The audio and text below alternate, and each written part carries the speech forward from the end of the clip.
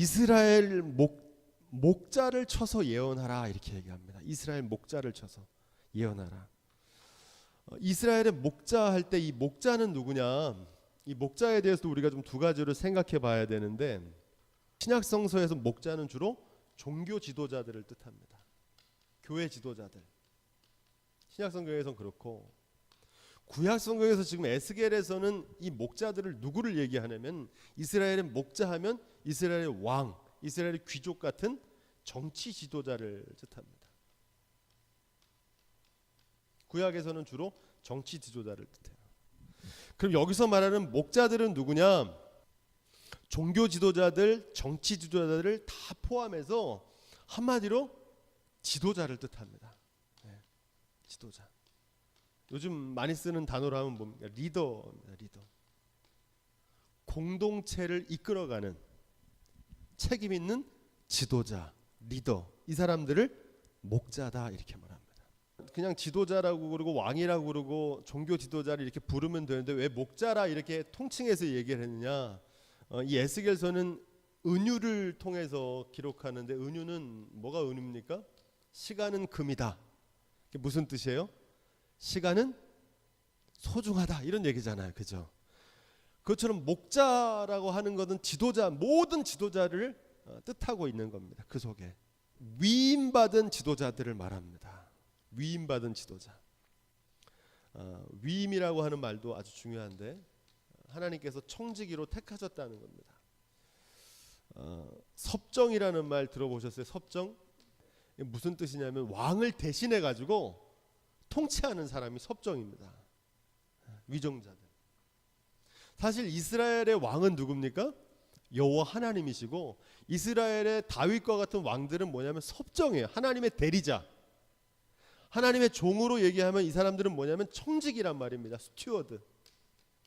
무슨 말씀인지 아시겠죠? 하나님께 위임을 맡은 거예요. 대리자로서. 그게 바로 목자들입니다. 지도자도 마찬가지. 이스라엘의 원래 목자는 하나님이신데 하나님께서 그 목자의 사명을 이스라엘의 지도자들에게 맡기셨다는 겁니다. 이제 이스라엘 구원과 회복에 대해서 말씀하시면서 지난 시간에는 예언자들에게 경고하고, 오늘 말씀은 목자들, 지도자들에게 이 경계의 말씀을 하시느냐, 여기 참 중요한 의미가 있습니다.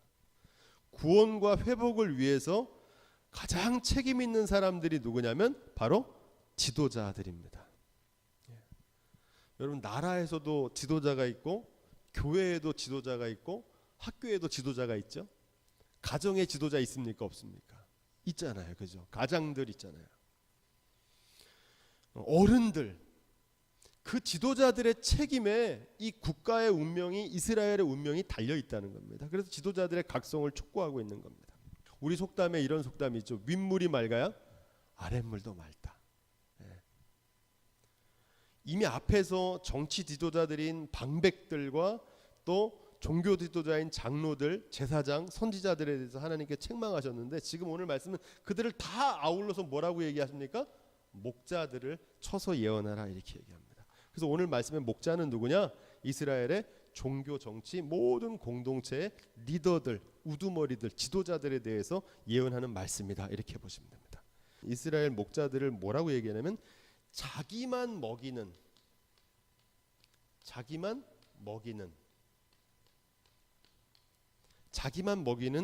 이스라엘의 목자들을 쳐서 예언하라 이렇게 얘기합니다.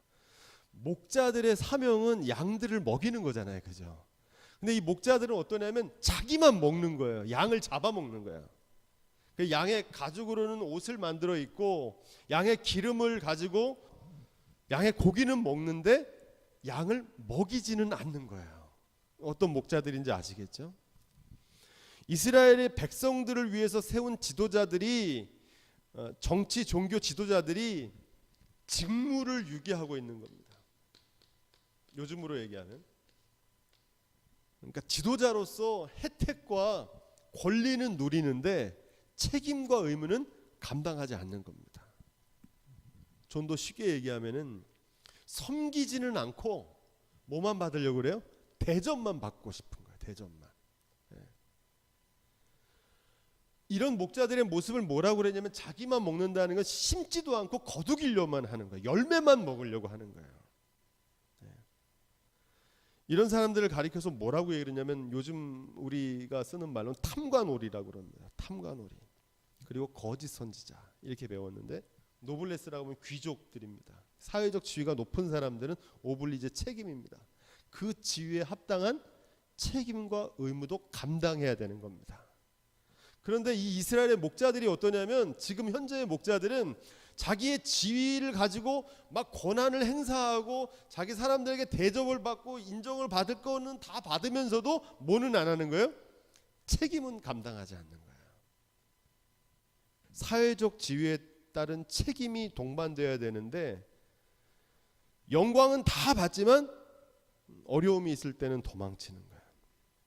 하나님께서 세상을 창조하실 때 다 똑같이 창조하지 않으시고, 물질이 많은 사람도 있고 힘이 센 사람도 있고 또 지위가 높은 사람도 있어요. 그럼 뭐 하라고 그걸 주셨을까요? 자기가 갖고 있는 거 가지고 자기만 먹으라고 주신 것이 아니라 그 목자로서의 책임과 사명을 감당하라고 주신 줄로 믿습니다. 근데 그 사명을 지금 망각하고 있는 거야. 지금 이스라엘의 목자들은. 목자들의 역할은 어떤 역할을 하나님께서 그 목자들에게 맡긴 거냐면, 양을 돌보고 보호하라고 맡긴 거예요. 목자들은. 왜냐하면 양은요 약한 존재입니다. 요즘으로 바꿔 말하면 학생들은 혼자서 공부할 수 없습니다. 좋은 선생님 만나야 되고요. 어린 자녀들은 부모가 필요합니다. 또 나이가 연로하신 부모님들은 누가 돌봐야 돼요? 자녀들이 돌봐야 되잖아요. 목자를 세우고 지도자를 세운 목적은 뭐냐면, 그 연약한 양떼를 돌보고 보호하라고 세웠는데 지금 그 사명을 감당하지 않는 겁니다. 어떤 일을 저지르냐면, 약한 것, 병든 것, 다친 것, 잃어버린 것, 그걸 찾지 않는다는 거예요. 약한 걸 도와주고 병든 것을 돌보고 다친 것을 싸매주라고 목자를 세웠는데, 이 목자들은 어떻게 통치하냐면은 강포를 행했다는 겁니다. 이 강포를 행했다는 건 무섭게 했다는 의미가 아니라 뭐냐면, 강한 놈만 살아남는다 이런 마음을 가지고 있었던 거예요. 자기만 먹이는 목자들의 특징은 뭐냐면 사꾼입니다. 이 돈을 받는 것 자체가 문제는 아닌데 고용인이란 뜻이거든요. 내 양이 아닌 거예요. 그러니까 막 다루는 겁니다. 선한 목자는 양을 위해서 목숨을 버린다고 예수님께서 말씀하셨잖아요. 요한복음 10장 11절부터 15절에 보면 예수님께서 나는 선한 목자다.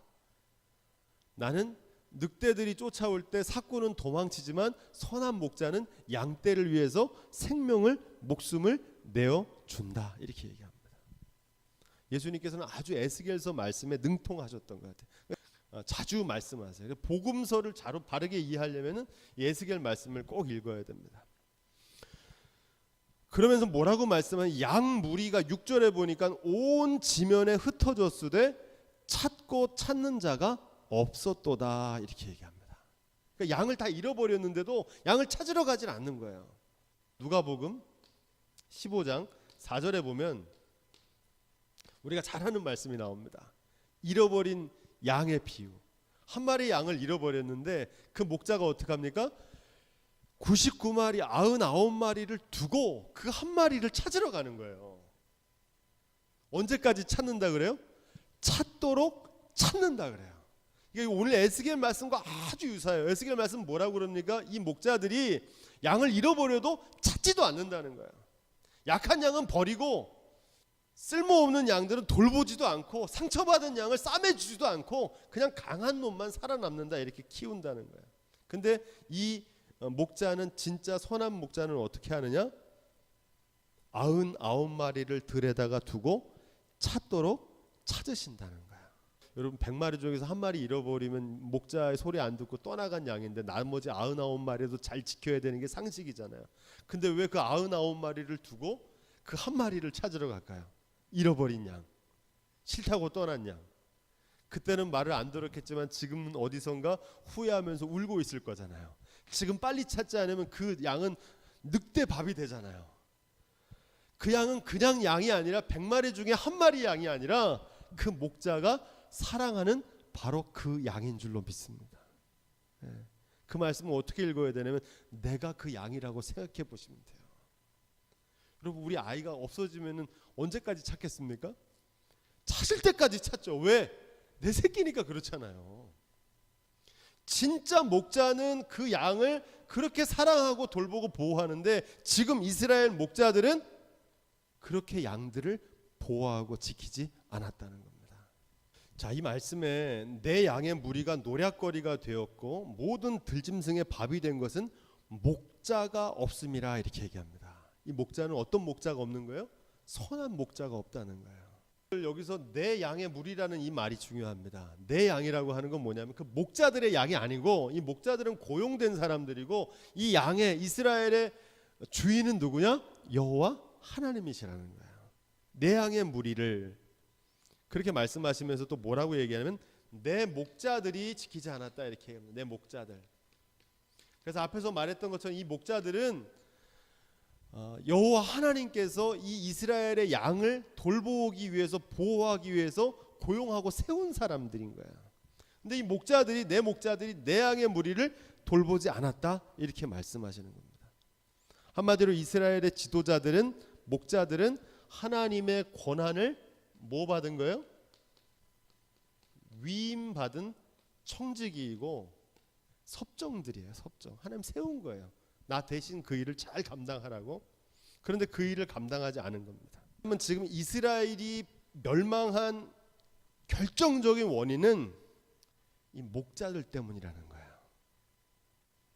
양떼들을 돌보지 않은, 양들이 흩어지고 상처받고 적들이 쳐들어오는데 이 목자들이 자기 사명을 감당하지 않은 거예요. 본분을 망각한 지도자들 때문이다. 제가 자주 말씀드리지만 오늘날 한국교회의 문제는요, 대부분 목자들의 문제입니다. 지도자들의 문제예요. 교회 지도자, 저를 포함한 본분을 망각한 지도자들 때문에 그렇습니다. 본래적인 사명을 망각하고 하나님께서 맡기신 위임하신 그 직임을 잘 감당하지 않고 사리사욕을 더 쫓는 지도자들 때문에 그렇습니다. 교회만 그러는 게 아니라 우리 사회도 마찬가지입니다. 한국 사회의 문제는 지금 우리나라 줄줄이 사회 지도자들이 다 어디가 있습니까? 감옥 가 있고 지금 조사받고 있잖아요.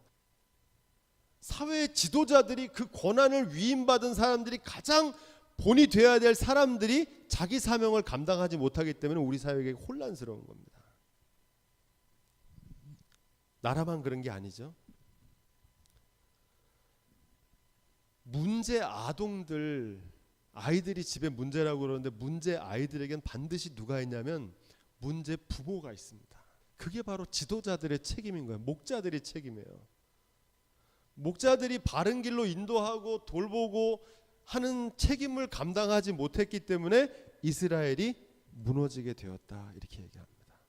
이제 목자들에게 더 이상 양을 맡기지 않겠다는 겁니다. 그래서 그 입에서 양을 다시 데려오겠다는 거예요. 하나님께서 친히. 본래 양을 치는 사람이 삭을 받는 것은 맞습니까? 틀립니까? 양을 치는 목자들이 몰래 삭을 받는 건 당연한 거예요. 일을 했으니까. 오히려 어떤 게 문제입니까? 일을 했는데 삭을 주지 않아요. 그게 오히려 더 문제잖아요. 그죠? 착취하는 거니까. 하나님의 사람들, 일꾼들에 대해서 밭을 가는 소에 비유해 가지고 사도 바울이 얘기하잖아요. 하나님의 사람들이 일을 하는데 주인이 소가 밭을 가는데 일하면서 힘드니까 떨어진 이삭을 주워 먹는 거예요. 그러니까 주인이 그게 아까우니까 그 입에다가 뭘 막아놔요. 그죠? 이렇게 입에다가 그물망을 쳐가지고 소가 그거 못 먹게 하는 거예요.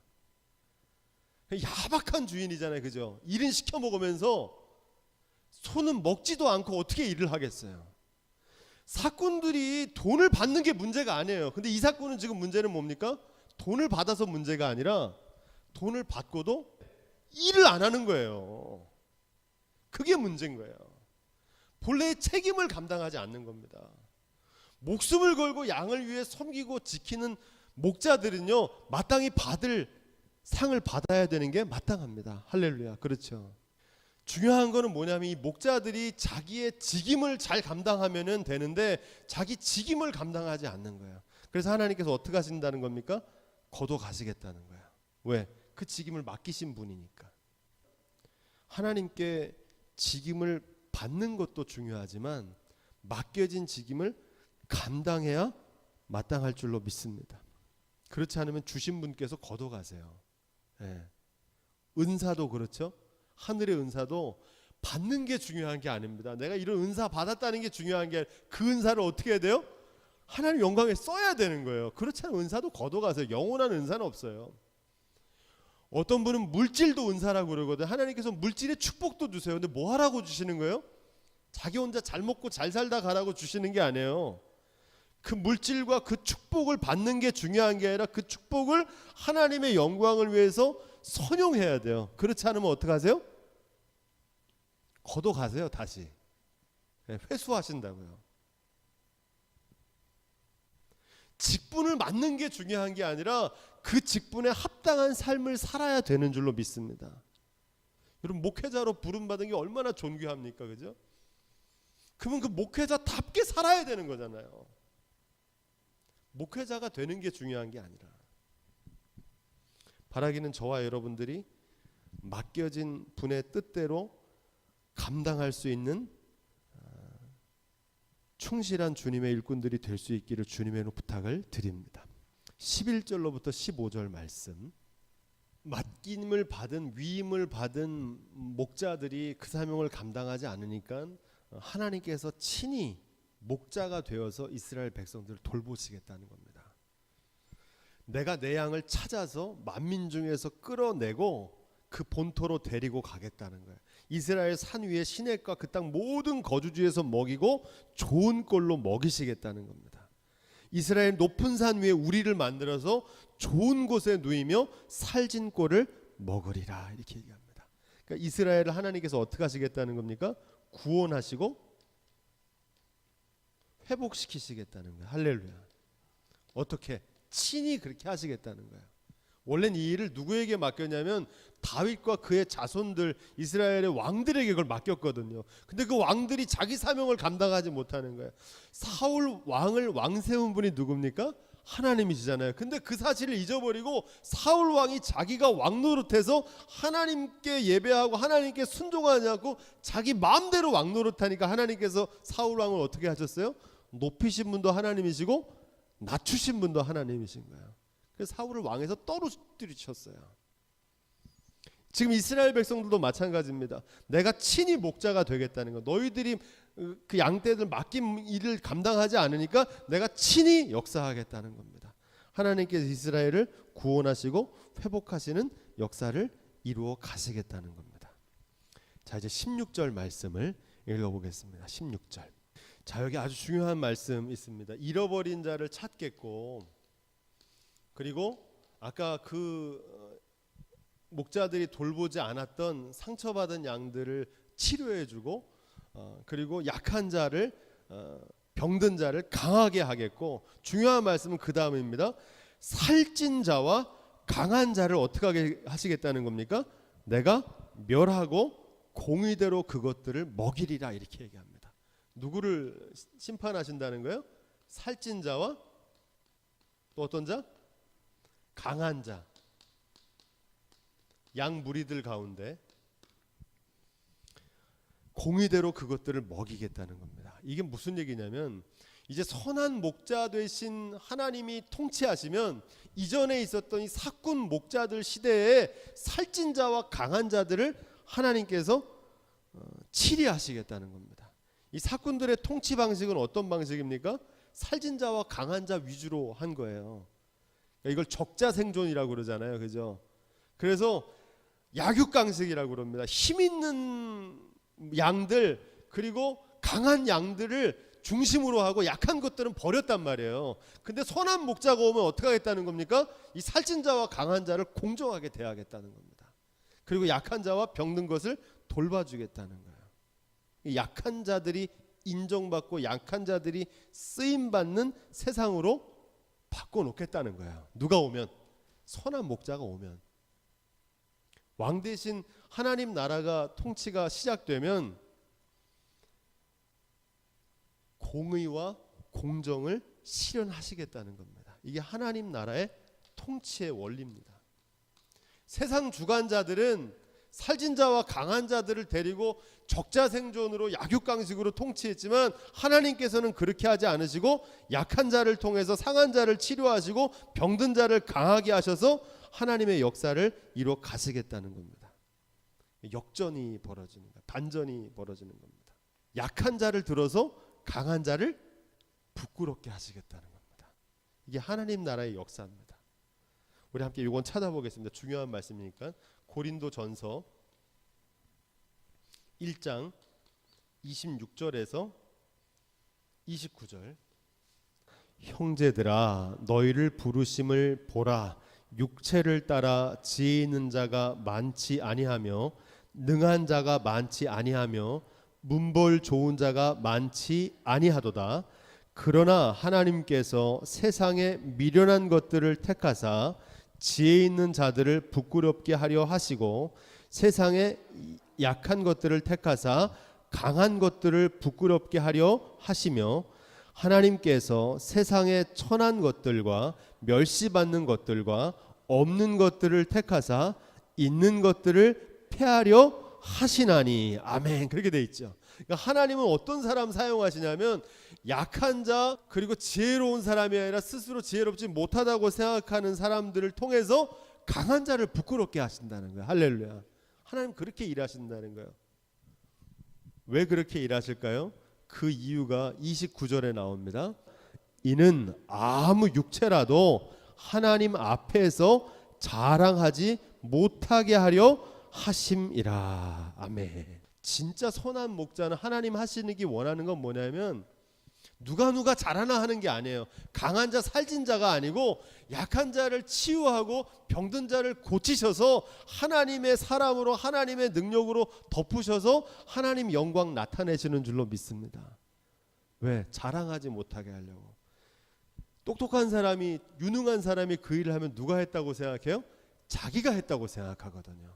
하지만 약한 자와 연약한 자들을 자기 힘으로 할 수 없는 사람들이 그 일을 이루면 누가 영광을 받아요? 하나님이 영광을 받기를 원하신다는 거예요. 아, 이 일은 우리가 한 게 아니라 누가 하셨다? 하나님이 하셨다. 약한 자를 강하게 하시고 어리석은 자를 지혜롭게 하셔서 병든 자를 고치셔서 죄인들을 회개시키셔서 하나님의 역사 이루어 가시는 줄로 믿습니다. 못난 소나무가 고향 선산을 지킨다. 고향의 선산은 못생긴 소나무들이 지킨다는 거예요. 곧게 뻗고 크고 잘생긴 소나무들은 어떻게 할까요? 대궐에서 쓰려고 베어가고, 배를 만들려고 베어가고, 집 짓겠다고 베어가는데 꾸불꾸불하고 비탈진데 조경수로도 쓸 수 없는 좀 못난 볼품이 없는 나무들이 산을 지키는 거예요. 비가 오나 눈이 오나 그 산을 푸르게 지키는 거예요. 더 귀한 존재라는 거예요. 스스로 능력 있다고 생각하고 지혜롭다고 생각하고 잘난다고 생각하는 사람들은요, 자기 능력대로 하다가 자기 뜻대로 안 되면 어떻게 하냐면은 포기합니다. 그래서 도망쳐요. 그런데 스스로 연약한 사람들은 어떻게 하냐면 내가 할 수 없으니까 삶의 주관자이신 하나님께 나가서 기도합니다. 할렐루야. 그럼 하나님께서 어떻게 하세요? 그 연약한 자에게 지혜도 주시고 물질도 주시고 건강도 주셔서 하나님의 영광을 나타나게 하시는 줄로 믿습니다. 제가 체험에서 나온 얘기입니다. 하나님은 그래서 약한 자를 통해서 일하신다는 말씀이 그 말씀이에요. 이 하나님의 역사입니다. 그래서 하나님의 일을 할 때 지혜와 지식을 가지고 모의 작당 회의해가지고 될 일이 아니에요. 하나님의 일은 어떻게 해야 됩니까? 어떻게 해야 돼요? 기도해야 돼요. 계산기 두드리는 게 아니에요. 하나님의 일은 하나님께서 정말 원하시는 일이라면 그 일을 감당할 수 있는 힘도 주시고 물질도 주시고 지혜도 주시고 권능도 주시는 줄로 믿습니다. 누구에게? 구하는 자들에게. 근데 스스로 유능한 사람들은 구하지 않고 뭐 하냐면요, 자기 머리로 계산을 해요. 예. 근데 그 계산엔 누가 늘 빠져 있습니까? 하나님은 안중에 있습니까? 없습니까? 없어요. 하나님을 계산에 넣는 법이 없어요. 하나님께서 역사하세요. 할렐루야. 예. 그래서 약한 자를 통해서 하나님 일하시는 겁니다. 제 목회 철학은요, 그래서 교회에서 일꾼들 세울 때 저는 유능한 사람을 기준으로 보지 않습니다. 말 잘하고 뭐 사회적으로 유능하고, 저는 그게 기준이 아니에요. 저는 하나님 하시는 일을 이루려면요, 교회 지도자들은요, 하나님 의지하는 사람, 할렐루야. 예. 하나님 바라보는 사람, 그 사람들이 교회의 중진이 돼야 돼요. 교회 일은 그런 사람들이 맡아야 되는 거예요. 그래서 당회 때 청구할 때도 자기가 잘하겠다고 그러는 사람 절대 안 시켜요. 왜냐면 그 사람은 어떻게 하겠습니까? 자기 지식으로 할 거 아니에요. 자기 능력으로, 자기 유능함으로. 그러면 반드시 문제가 벌어져요. 자기도 넘어지고 다른 사람도 넘어뜨려요. 제가 16년 동안 목회하면서 경험담이에요. 경험담. 유능한 사람 자기 능력 의지하려고 그러고, 똑똑하다고 생각하면 자기 머리를 의지하거든요. 바라기는 저와 여러분들이 오직 하나님 경외할 수 있는 믿음이 있기를 주님의 이름으로 축원드립니다. 살진 자와 강한 자를 하나님께서 다스리시겠다는 겁니다. 17절부터 18절 읽어보겠습니다. 17절 18절. 이제 하나님께서 양들에 대해서도 심판하신다는 것. 목자만 심판하신 게 아니라 이스라엘 양들을 심판하시는데, 마태복음 25장에 보면 예수님께서 영광 중에 다시 오셔가지고 오른편에는 양, 왼쪽에는 염소 이렇게 구분하시잖아요, 그죠? 그래서 양들에게는 영생에 들어가고 염소들은 영볼에 들어갈 거다 이렇게 말씀하십니다. 이렇게 판가름하시겠다는 거예요. 양들을 심판하시겠다는 겁니다. 그런데 그 심판의 기준이 뭡니까? 예수님께서 마지막 날 마태복음 25장의 심판의 기준이 뭘로 심판하세요? 지극히 작은 자에게 하지 않은 것이 나에게 하지 않은 것이다. 그래서 너희는 염소다. 지극히 작은 자에게 한 것이 곧 누구에게 한 것이다? 나에게 한 것이다. 그래서 너희는 양이다. 그래도 양과 염소가 따져 묻습니다. 우리가 언제 주님을 모른다고, 언제 우리가 주님을 돌봤고, 언제 우리가 주님을 외면했습니까? 지극히 작은 자가 심판의 기준입니다. 할렐루야.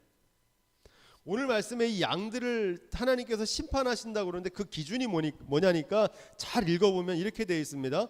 너희가 좋은 꼴 먹은 것을 작은 일로 여기느냐. 양 중에도 살찌고 강한 게 밀쳐내고 자기가 좋은 꼴을 먼저 먹었을 거 아니에요, 그죠? 그리고 남은 꼴을 어떻게 했냐면, 남은 꼴은 약한 것들이 먹어야 되는, 남은 꼴은 짓밟았다는 거예요. 이런 놀부 같은 심보가 어디 있어요? 자기가 마실 물을 먹고 남은 물은 약한 양들이 먹어야 되는데 그 양들을 먹지 못하도록 물을 발로 더럽혀서 흙탕물을 만들었다는 거예요. 강하고 살찐 자, 먼저 된 자들이 오히려 약한 자들을 돌보고 섬겨야 되는데, 그거 가지고 자기가 할 거 다 하고 다른 사람들은 못하도록 회방을 놨다는 얘기입니다. 한마디로 놀부 심보, 놀부 심보. 왜 이런 심보가 나올까요? 이기심입니다. 자기밖에 모르는 거예요.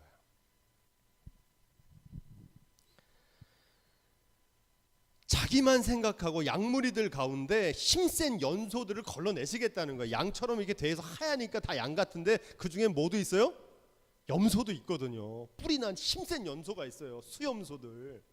그래서 자기들 뿔로 받아가지고 내가 또 힘이 세니까 약한 양들을 밀쳐내고 다른 양들 먹지 못하게 하고 심통 부리면서 그렇게 한 양들을 걸러내시겠다는 거예요. 자기만 생각하고 타인의 고통을 외면하고 돌보지 않는 행태를 심판하시겠다는 겁니다. 할렐루야. 마태복음 25장 말씀이 똑같아요. 그러니까 예수님께서는 이 에스겔 말씀, 복음서는 엄청나게 이 에스겔 말씀을 능통하게 인용하고 있어요. 이 말씀이 그겁니다. 그 양들을 심판하시겠다는 거예요. 이런 이기심은요, 오늘날 뭐라고 얘기할 수 있냐면 나만 잘 되면 되는 거예요. 나만. 다른 사람이 어떻게 되든 말든 약물이 공동체에 다른 사람은 상관없어. 나만 잘 되면 되는 거예요. 내 자식만. 이 이기적인 사람들은요, 사실 자기 자식도 생각 안 하더라고요. 이기적인 사람은 자기만 생각하더라고요. 자식도 가만히 보면 사랑하는 게 아니라 자기 영광을 위해 이용하는 거더라고요. 여기 좀 더 나가면 어떻게 되냐면, 잘 보세요. 우리 가족만 생각해요. 우리 가족, 내 가족. 우리 교회는 그런 게 없는데, 어떤 교회는요, 우리 속회만 중요해야 돼. 우리 속회만. 그냥 뭐가 없는 거예요? 공동체 의식이 없어요. 다른 사람이 잘 돼야, 우리 공동체가 잘 돼야 좋은 건데, 나만 돋보이고 싶어요. 나만. 실제로 이런 공동체 안에 이런 존재들이 있어요. 이런 사람들이 있으면 공동체가 엄청나게 어려움을 당해요. 또 자기들끼리 싸워요. 누가 잘하나. 더 심각한 건 뭐냐면요, 이런 분들도 있어요. 우리 교회만. 있습니까 없습니까? 우리 교회만. 집단 이기주의라고 그러거든요. 더 무서워요. 이 개인적인 이기주의보다. 앞서 말한 대로 양과 양 사이에 심판하시겠다는 겁니다. 이 양들이 어떤 일을 하냐면, 옆구리와 어깨로 밀어뜨리고 모든 병든 자들을 뿔로 받아서 무리 밖으로 흩어지게 했다는 거예요.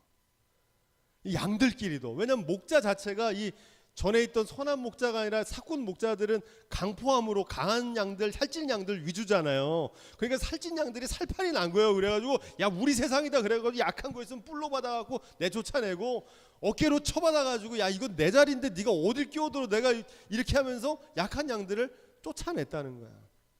그거 하나님께서 고쳐놓겠다는 겁니다. 선한 목자가 와가지고. 여기는 아주 중요한 역설, 패러독스라고 그러는데요, 반전이 있어요. 여러분, 일반적으로 볼 때 살찐 양이 A급 양이잖아요, 그죠? 파리한 양, 이게 C급 양이잖아요, 그죠? 살이 포동포동 찐 양이 좋은 양이잖아요. 그런데 오늘 말씀에 하나님의 심판은 어떻게 되냐면, 살찐 양을 심판하겠다는 거예요. 파리한 양을 구원하고. 완전히 반전이잖아요, 그죠? 반전이에요. 세상적인 기준으로는 이게 2+ A급 고기들인데, 이 양들이 심판을 받고 파리한 양들을 하나님께서 구원하시겠다는 거야. 이게 무슨 얘기냐면은, 일제시대에 부자가 자랑할 일입니까 여러분? 일제시대 부자예요. 일제시대 부자였단 말이에요. 그럼 이게 자랑할 일입니까? 일제시대 귀족이에요. 막 남작 자귀를 막 받고, 일본 황제한테. 우리나라 사람이. 그 사람 뭡니까? 그때 당시엔 좋을지 모르지만 지금 우리 기준에서 보면 친일파잖아요. 친일파.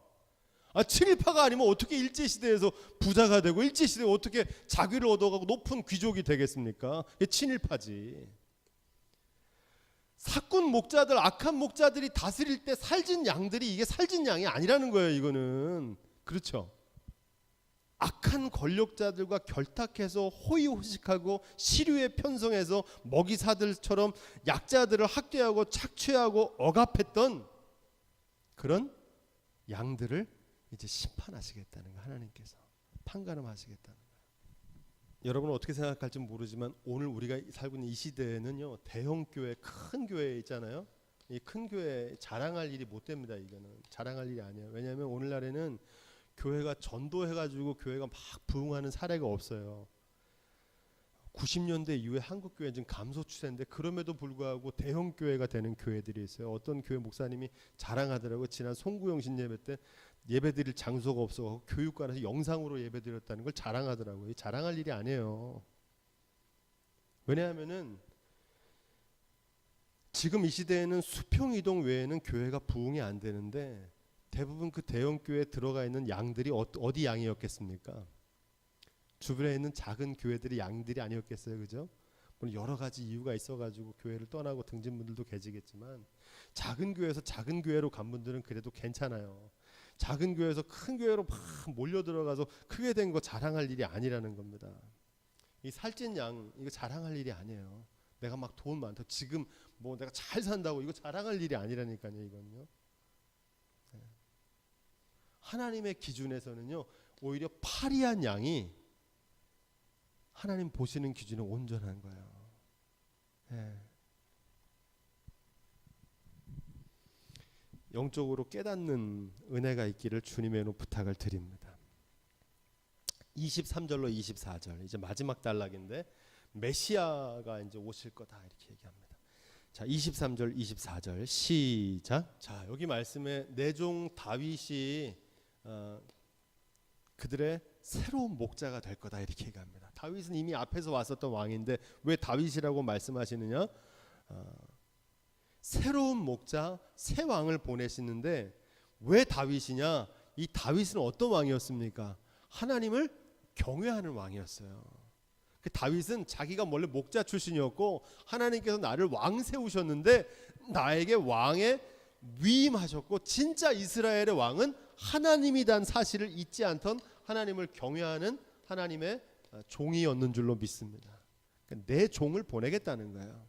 다윗과 같은 내 종을 보내겠다.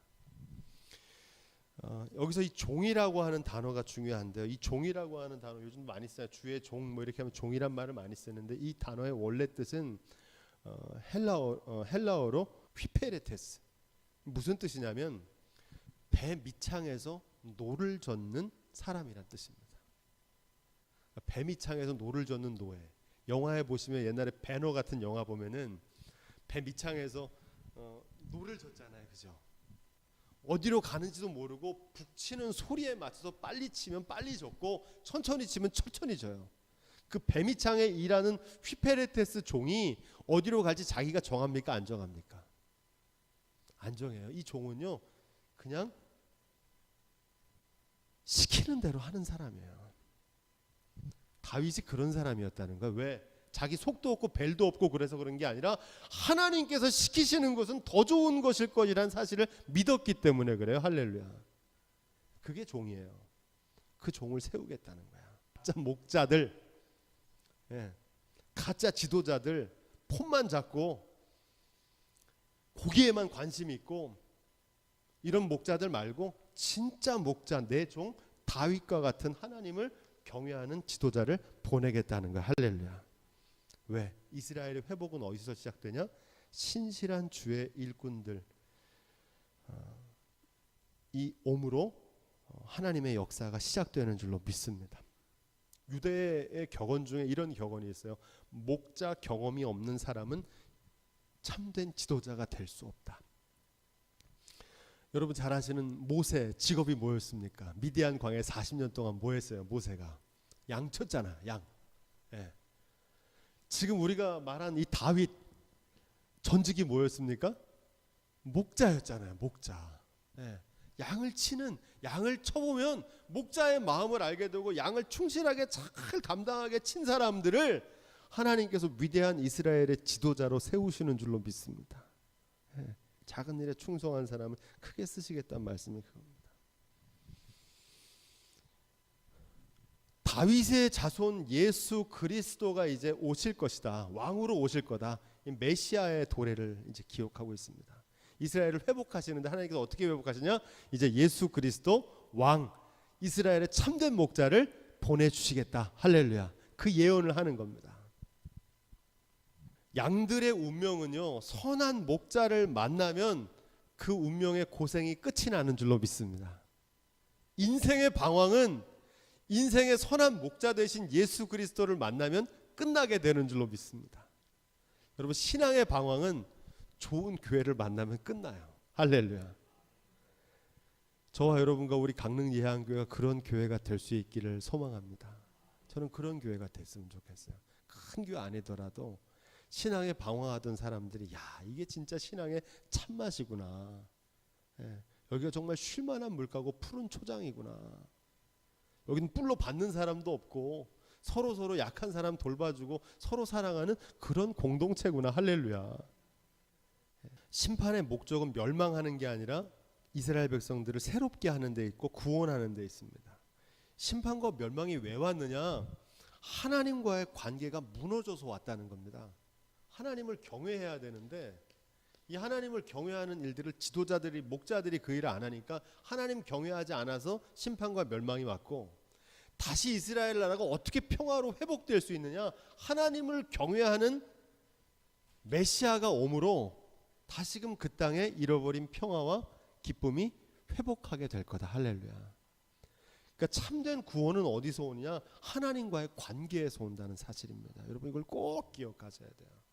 하나님을 경외하는 가정, 하나님을 경외하는 교회, 하나님을 경외하는 나라는 하나님께서 화평과 하나님이 되셔서 친히 이끌어 주실 줄로 믿습니다. 마지막으로 유명한 종식한 땅을 일으키겠다 이렇게 얘기합니다. 여기서 유명한 종식할 땅은 새 땅을 주겠다는 거거든요. 약속의 땅. 지금 이스라엘 나라는 황무해졌어요. 바벨론이 쳐들어와가지고. 그런데 약속의 땅, 소위 새 하늘과 새 땅을 열어주시겠다는 겁니다. 유명한 종식할 땅을 주시겠다는 거예요. 이 땅은 단순히 부동산 얘기하는 게 아닙니다. 한마디로 얘기해서 여러분 하나님의 나라 천국이라고 그러잖아요. 이 천국은요 장소가 아닙니다. 천국이 어딨냐? 많은 사람이 장소를 물어보는데 뭐 우주 어딘가 있든지 아니면 어떤 사람은 뭐 여기가 천국이라고 그러고 어떤 사람은 뭐 천국이 어디 특별한 장소라고 생각하는데 천국은 장소, 유명한 종식할 땅은 부동산을 얘기하는 게 아니에요. 천국은 어디가 천국이냐? 하나님이 통치하시는 곳, 하나님이 함께 하시는 곳, 하나님의 뜻이 이루어지는 곳이 그 어디나 하나님의 나라 천국인 줄로 믿습니다. 제 얘기가 아니죠. 주 예수와 동행하니 그 어디나 하늘나라. 환경과 상황이 아니에요.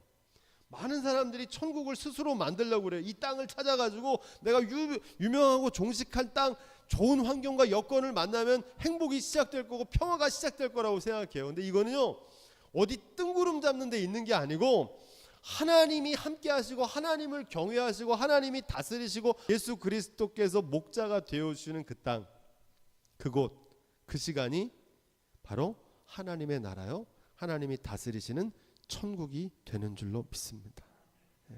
목자 얘기로 마치겠습니다. 시편 23편에 다윗은 이렇게 고백해요. 내가 사망의 음침한 골짜기를 지날지라도 해를 두려워하지 않을 것은 주의 지팡이와 막대기가 나를 안위하시나이다. 여러분 푸른 초장과 맑은 시냇 물가에서만 목자가 함께하는 게 아니고 사망의 음침한 골짜기와 같은 환경과 상황 속에서도 주 예수께서 동행하시면 하나님을 경외하는 믿음이 있으면 그곳이 곧 하나님이 다스리시는 하나님의 나라, 하나님의 통치가 이루어지는 평강과 또 승리의 동산이 될 줄로 믿습니다. 기도하겠습니다.